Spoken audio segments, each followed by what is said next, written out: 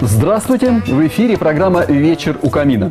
Новый год, согласитесь, отличная пора для того, чтобы наверстать упущенную в обычные рабочие дни возможность для приятного, неторопливого общения с интересными людьми. Кстати, сегодня приятных впечатлений от общения с нашим гостем будет в 2 раза больше. Ведь он умеет выражать свои чувства не только в обычном разговоре, но и на языке искусства.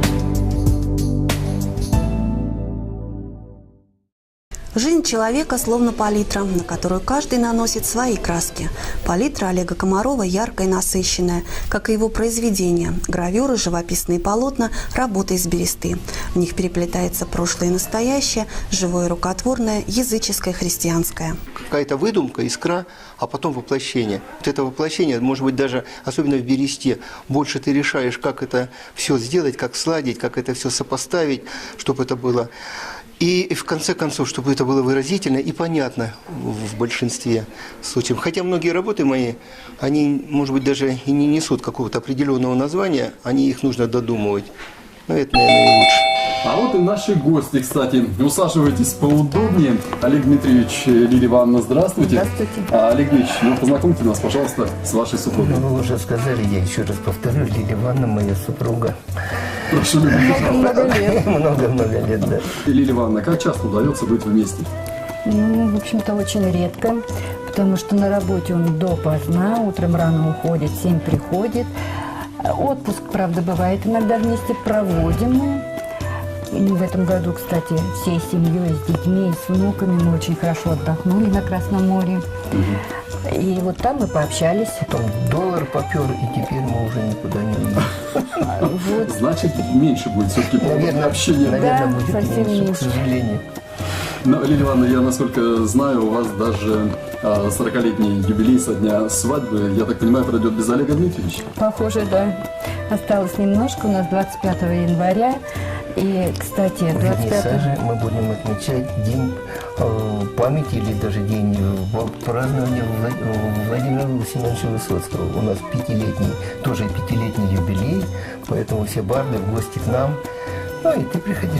Спасибо. Олег Дмитриевич, при каких обстоятельствах вам удалось познакомиться? Было, как сейчас помню, раньше были пионерские лагеря. Вот это очень хорошая форма общения, знакомства. Пионерские лагеря. Человек отдыхает в пионерский лагерь от ПЗШ. Замечательный лагерь ребенок был. И мы так вот так сели там, познакомились, встретились, были в одном отряде. Ну и жили, в общем-то, недалеко. Ой, сколько лет мне было. 6 класс, наверное. Вот и считай, сколько там. 6 класс. Детская еще. Нет, но это не была влюбленность, это неправда. Ему нравилась совершенно другая девочка, я была влюблена в другого И у меня не мальчика. одна была. А даже. потом уже, знаете, как-то получилось, это уже в более взрослом возрасте, лет 18, да, мне было Ближе лет ко мне 18, уже тут, да. но мы все равно так общались с ним, с Олегом, и он пришел, ну, приходил так в гости, как друг, так скажем. А тут он пришел, вы знаете, с таким красивым букетом. Букет из ландышей. Красивый букет. Я даже не знала, что у нас в городе растут ландыши. И вот, вы знаете, он меня этим букетом поразил. Хотя до этого были цветы, там, ну, раньше какие, гвоздики, тюльпаны.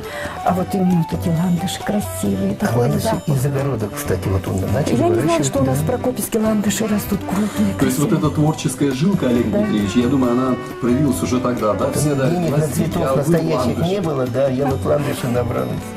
А было ли какое-нибудь хобби интересное, которое вас объединяло? Или вы люди с разными увлечениями? Ну, да, пожалуй, с разными, наверное, увлечениями.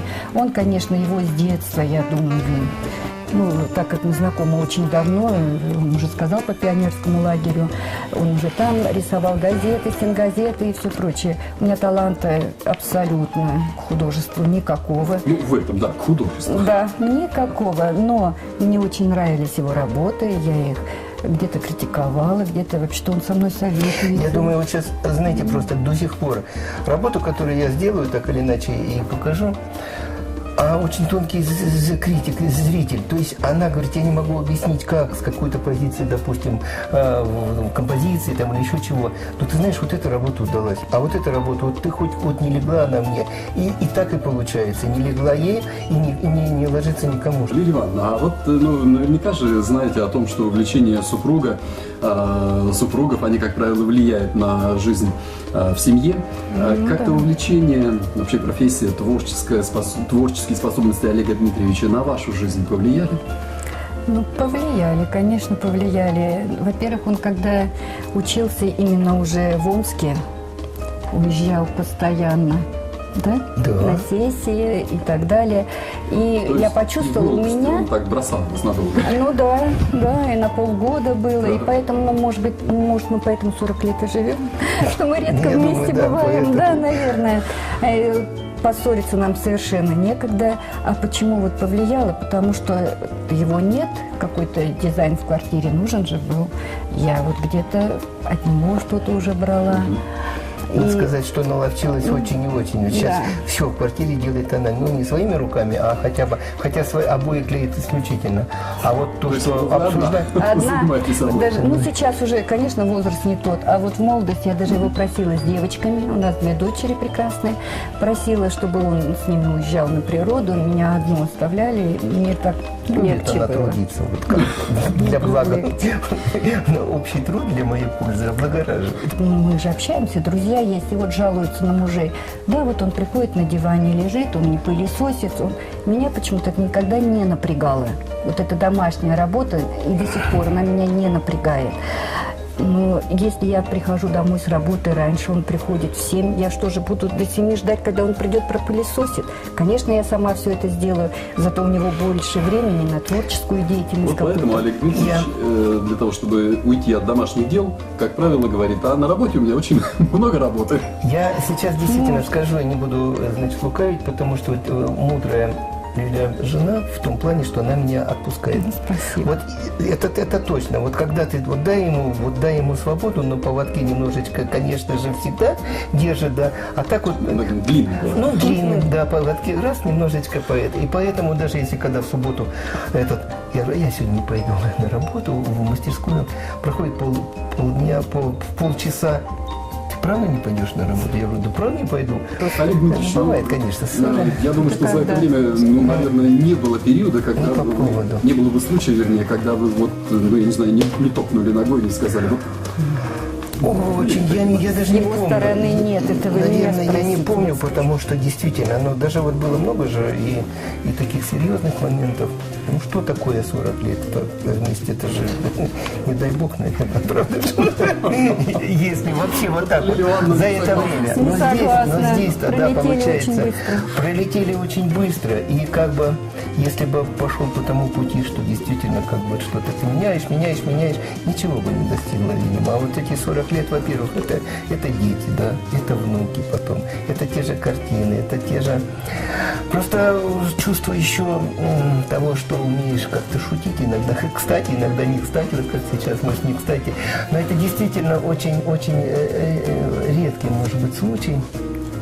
Ну, с Олегом легко. Почему? Потому что он очень юморной мужчина, парень, мальчик. То есть это Юморной. примерно так происходит, да? Вы встаете в позу буквы «М», да? Топаете ногой, а Олег Дмитриевич начинает хохмить, да? Нет, вы знаете, у нас даже вот вы бы задали сейчас вопрос, кто у нас главный в семье. У нас нет главного в семье. Не, он Может, есть, конечно, поэтому это мы... абсолютно точно. Да нет у нас главного в семье. У нас как-то... Нет, решающее слово Да, все равно. так допустим, или вот иначе. Олег одно предлагает, а я другое. А в результате мы выбираем третий вариант. Совершенно получается такой. Компромиссный. Компромиссный. О котором никто и не думал. Да, и еще он очень капризный в еде. Поэтому, вы знаете, вот говорят, я опровергну сейчас, говорят, путь к сердцу мужчины лежит через его желудок, но это не к Олегу. Не, я люблю Он покушать приходит, вообще. да, ты любишь покушать, ну хоть Всеядный, что да. абсолютно, потому что он приходит, наверное, очень голодный и ест все подряд, что вы приготовите, что мы приготовим с девчонками. И такой, правда, он кулинар не особый, но, извините, я не договорила. Но на 8 марта он нас баловал всегда с То девочкой. есть бывает такой период, да? Да, когда 8 марта, четко, кухня ему. Олег Васильевич, я предлагаю долго рассказами наших телезрителей и Лилию Ивановну не кормить. У нас есть, я открою секрет, у нас есть заготовленные продукты и замечательная кухня, которую мы Вот попал я, да. сегодняшнюю запись мы сейчас пройдем и просто приготовим, Олег Дмитриевич, на скорую руку какой-нибудь из интересных рецептов. Лилия Ивановна, договорились. несколько минут оставим. Да? Ну, здесь посмотрите на канал ТНТ, что он показывает в новогодний вечер. А мы с Олегом Дмитриевичем на 5 минут.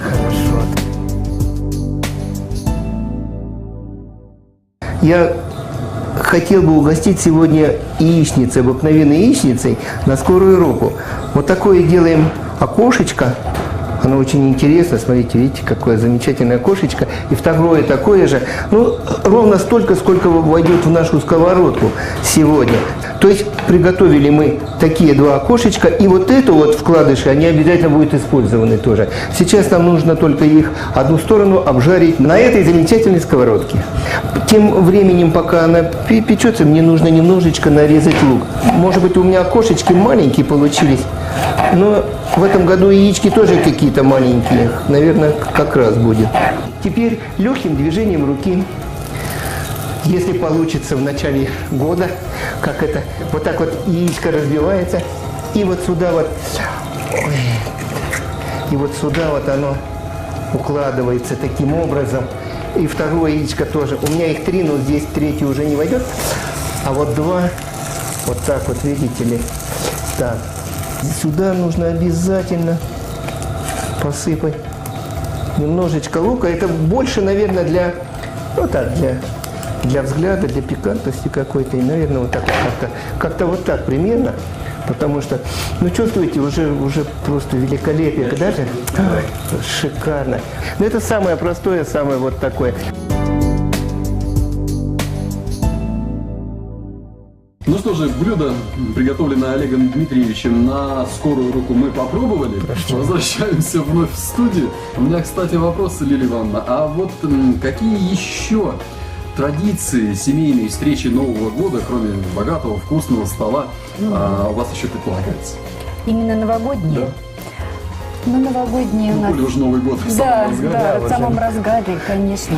Новогодние у нас какие будут? Прогулки на лыжах, наверное, сходим в новогодние эти каникулы. Ну, было раньше, Обязательно да, дети к часто. нам придут не один раз, с ними погуляем. Ваши самые лучшие работы, они в какие периоды жизни родились?